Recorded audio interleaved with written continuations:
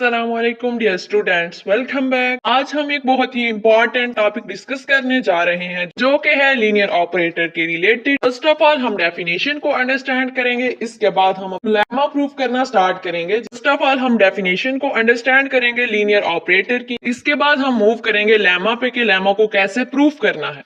अगर आपको वीडियो अच्छी लगे तो लाइक एंड सब्सक्राइब करना मत भूलिएगा। ओके जी, स्टार्ट करते हैं डेफिनेशन।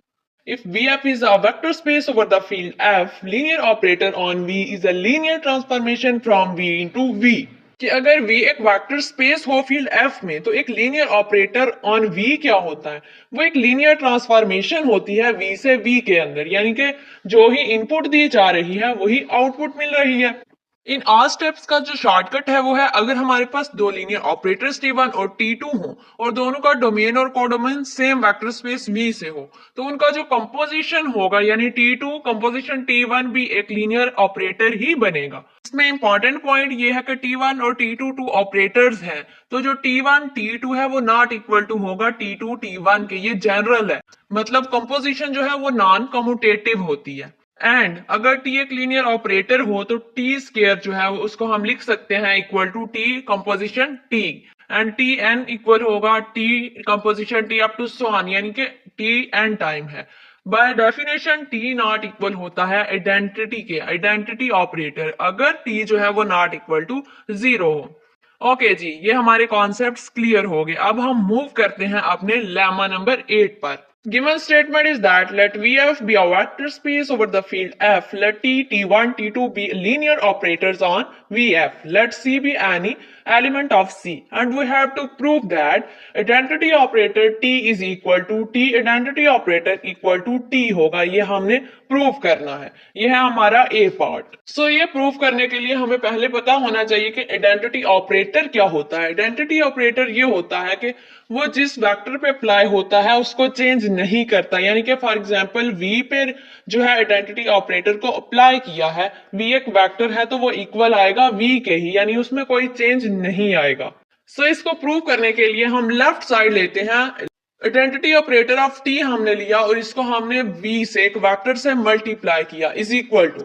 अब जो आइडेंटिटी ऑपरेटर है वो बाहर ही रहेगा और टी अप्लाई होगा वेक्टर पे।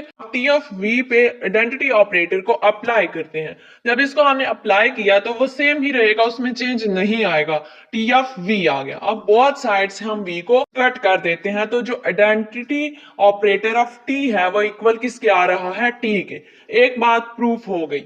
Then take right side T of I. अब हम क्या करेंगे, इसको एक वेक्टर से मल्टीप्लाई करेंगे v से इज इक्वल टू, अब देखें first of all identity operator आ रहा है जो कि आइडेंटिटी ऑपरेटर v पे अप्लाई होगा, इसके बाद जो t है वो अप्लाई होगा।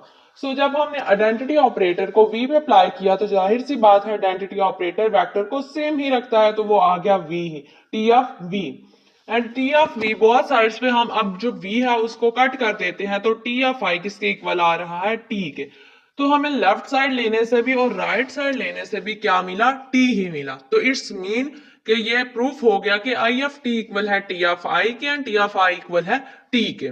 नेक्स्ट हम बी पार्ट को सॉल्व करते हैं। इसमें हमने प्रूव करना है कि t into T one plus T two is equal to है T of T one plus T of T two के। एंड सेकंड प्रूव करना है कि T one plus T two into T जो है वो इक्वल है T one of T plus T two of T के। ये हम कैसे प्रूव करेंगे, हम लेफ्ट साइड को लेंगे। So take left side T of into T one plus T two and इसको v से हम क्या करेंगे, मल्टीप्लाई करेंगे, विच इज इक्वल टू, अब t बाहर ही रहेगा, पहले क्या अप्लाई होगा v पे, t1 प्लस t2। सो हमने इसको अप्लाई कर दिया v पे। इन द नेक्स्ट स्टेप अब जो t है वो इस सारे पे अप्लाई होगा, तो t of t1 into V plus t of 2 into V. दोनों में से कॉमन आ रहा है v, तो इसमें से हम कॉमन ले लेते हैं v को और बहुत साइड्स पे हम v को कट कर देते हैं, तो हमारे पास आ गया t into T one plus T two equal आ गया t into T one plus T into T two के। फर्स्ट हमारा प्रूफ हो गया। अब सेकंड हमने प्रूफ करना है, उसमें भी हम लेफ्ट साइड को लेते हैं T one plus T two into T. अब v को हम मल्टीप्लाई करेंगे, यानी इसको एक वेक्टर पे अप्लाई करेंगे इज इक्वल टू, अब पहले टी अप्लाई होगा वी पे, देन उसके बाद T1 प्लस T2 अप्लाई होगा। सो टी ऑफ वी हमने अप्लाई कर लिया। उसके बाद T1 और T2 को अप्लाई किया है तो ये हमारे पास आ गया T1 T plus T2 T2। अब वी जो कि हमने इन दोनों में से कॉमन ले लिया है, सो ये आ गया T1 T plus T2 T के, और यही हमने प्रूव करना था। इसके बाद नेक्स्ट सी पार्ट है। ये सारा जो लेमा है ये बहुत ही इंपॉर्टेंट है, जस्ट हमें ये पता होना चाहिए कि आइडेंटिटी ऑपरेटर क्या है और हमने अप्लाई क्या करना है।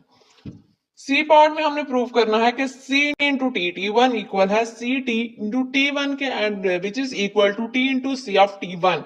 सो take left side C into T T1।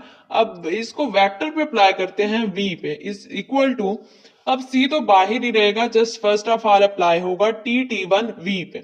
Apply करने के बाद अब C जो है वो भी अप्लाई होगा T1 इंटू V पे। अप्लाई कर लिया हमने इसको। अब जो आप देखें, जो स्केलर होता है वो ट्रांसफॉर्मेशन के अंदर भी लिखा जा सकता है, ये प्रॉपर्टी थी लीनियर ट्रांसफॉर्मेशन की। So T into C of T1 into V। अब बहुत साइड्स पे हम v को कट कर देते हैं तो हमारे पास आ जाएगा c into T T1 which is equal to t of c T1। So it's prove. Next हम राइट साइड को लेते हैं। राइट साइड को भी सेम इसी तरह हमने लेके प्रूफ कर लिया। ये हमारे पास तीनों के तीनों पार्ट प्रूफ हो गए। सो दिस शो दैट, ये शो कर रहा है कि जो L of v into v है वो क्या है, रिंग है। तो स्टूडेंट्स आज हमने सीखा कि लीनियर ऑपरेटर्स जब कंपोजिशन के अंदर काम करते हैं तो वो एक रिंग स्ट्रक्चर बनाते हैं। इसका मतलब है कि हम इन पर एडिशन और मल्टीप्लिकेशन दोनों अप्लाई कर सकते हैं जैसे नंबर पर करते हैं। ये कॉन्सेप्ट आपको फ्यूचर में टॉपिक्स में बहुत काम आएगा। अगर आपको ये एक्सप्लेनेशन पसंद आई हो तो लाइक सब्सक्राइब करना मत भूलिएगा और कमेंट में जरूर बताइएगा कि नेक्स्ट टॉपिक कौन सा होना चाहिए। मिलते हैं नेक्स्ट वीडियो में। अल्लाह हाफिज।